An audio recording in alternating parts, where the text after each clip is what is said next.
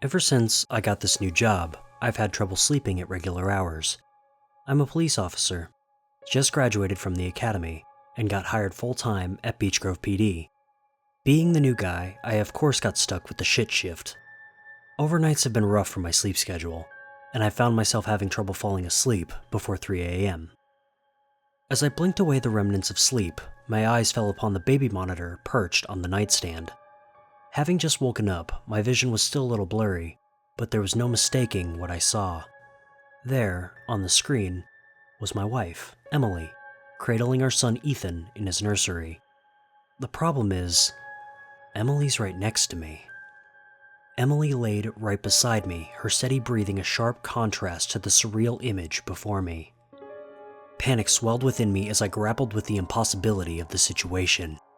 As I stumbled out of bed, my heart pounding in my chest, I crept slowly towards the room. The floorboards felt cold beneath my feet as I approached Ethan's room. The whispers grew louder, drawing me closer to the unknown. With bated breath, I pushed open the door to Ethan's nursery, the hinges creaking in protest. There, in the dimly lit room, stood Emily, her back turned to me, swaying with Ethan cradled in her arms. But doubt gnawed at me. Was this the result of my sleep deprivation? There had to be a logical explanation for this. I'm probably just seeing things. As I stepped closer, uncertainty coiled within me. The light from Ethan's iPad gently illuminated the room as the subtle tune of his bedtime music hummed throughout. The figure before me mirrored Emily's features perfectly. The same flowing hair, the same gentle touch.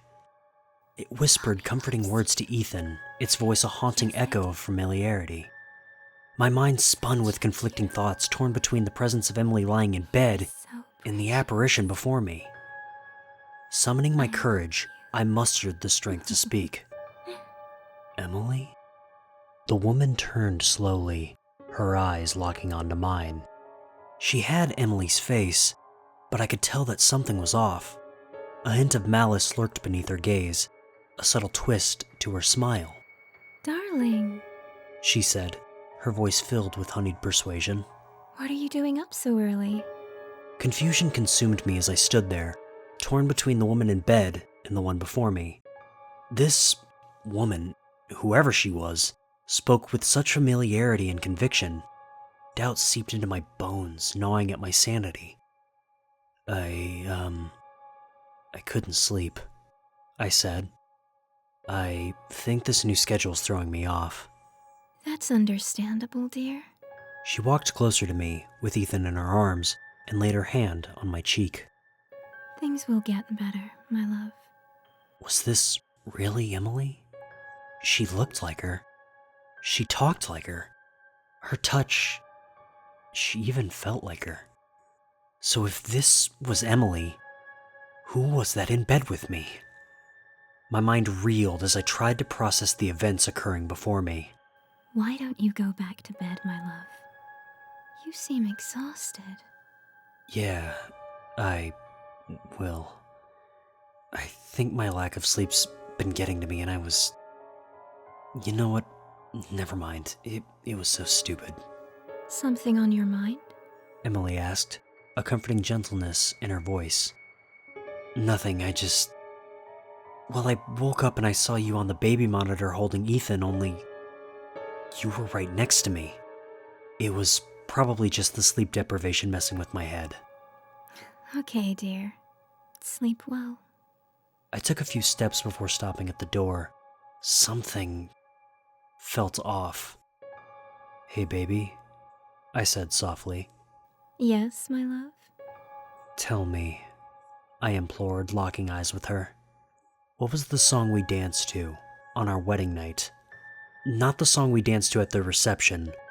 The song that we danced to when we got to the cabin in Lake George. It was just the two of us.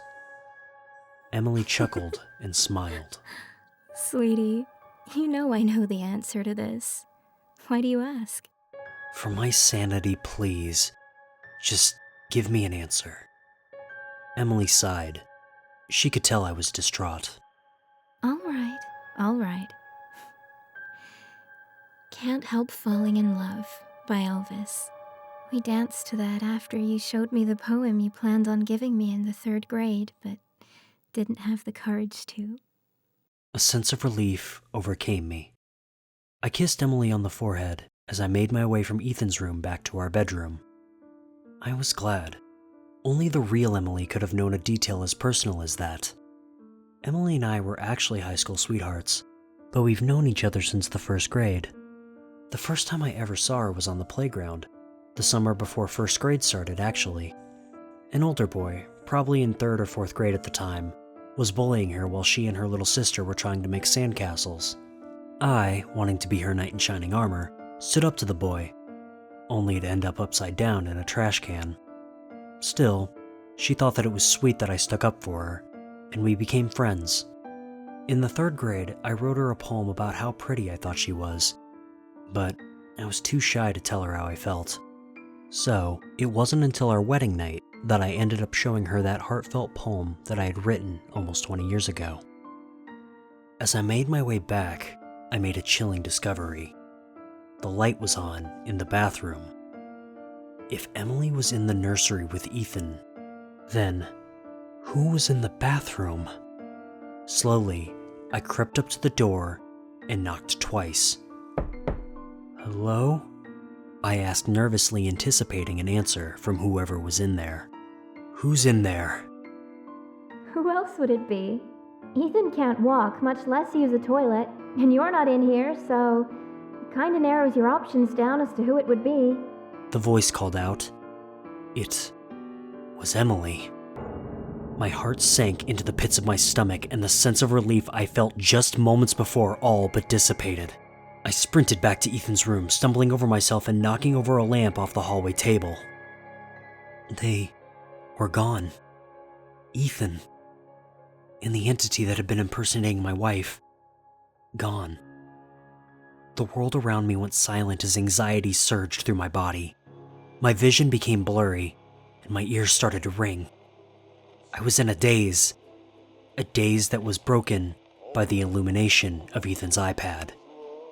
As I regained my senses, I had a morbid realization of what tune was emanating from my son's iPad.